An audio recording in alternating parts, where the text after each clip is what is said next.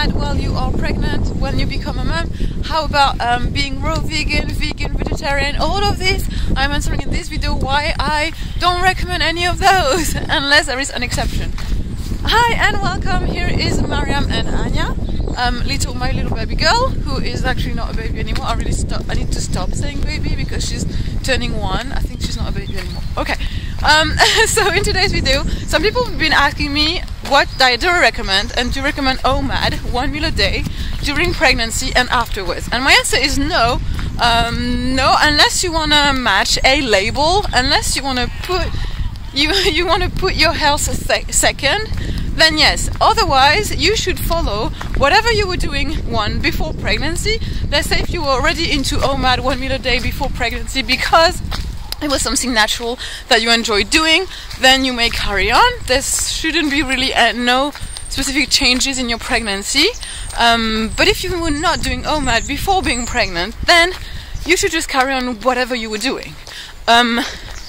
Then the other thing is, when you're pregnant, you have another living being in your body. You have another human being who have wants, who have other desires, who are going to make you feel like, maybe through cravings or through whatever, change your habits. Maybe your little one inside of you will make you want to eat in the morning, and you're going to have to change your habit. Maybe that little one in your body will make you want to eat in the evening or stay awake or anything different, or make you want to eat things that you were not eating before being pregnant, and that's something that you need to be aware of. You no longer have the control fully over your body when you become pregnant, and that's the same afterwards.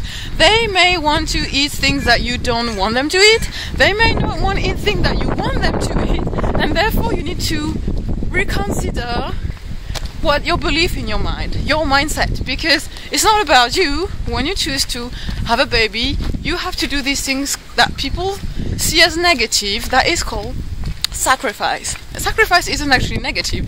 It just means putting yourself second and allowing someone else to kind of together make choices that may be different from your belief system, because you accept to have another human being in your life that have their own life experience to go through. That's something you need to be aware of. So when it comes to vegetarianism, veganism, all these things, you know what? Children, they don't care about that. And until they come to a point they can make their own decisions based on the knowledge we give them, that's going to take a while, right? Before that, they just want to share, connect, and have fun, right? We're looking at, and that means that they don't know about these things. It doesn't work like that for them. If they get offered a cake made with eggs or a sandwich made with meat, things like that with other friends, they want to share that. And I remember as a child, when I was really maybe 5 or 6, or yes, around 5 or 6, and my mum was telling me and my sister, you can't eat pork, you're not allowed to do that. So whenever someone offers you something that contains this, and she was trying to explain me how it looks like, the salami slices and all this, you have to say no. And I wasn't understanding this. I thought it was deprivation. I felt it was really this poverty mindset of lack and not being able to share with someone because your parents or other people tell you not to do this or that. And I think as a child we need to remember that we see the world we have a different reality. We see the world in a different way. So if you're a parent, reconsider this. It doesn't mean, you may be sad though your child eats this or does that, but it's going to be this all along their life. They are going to make their own choices. That's really important to let them have this freedom so that we can also live in freedom. Because the whole purpose is being free. And they're already free when they come here. We are the ones preventing them to access this freedom, really.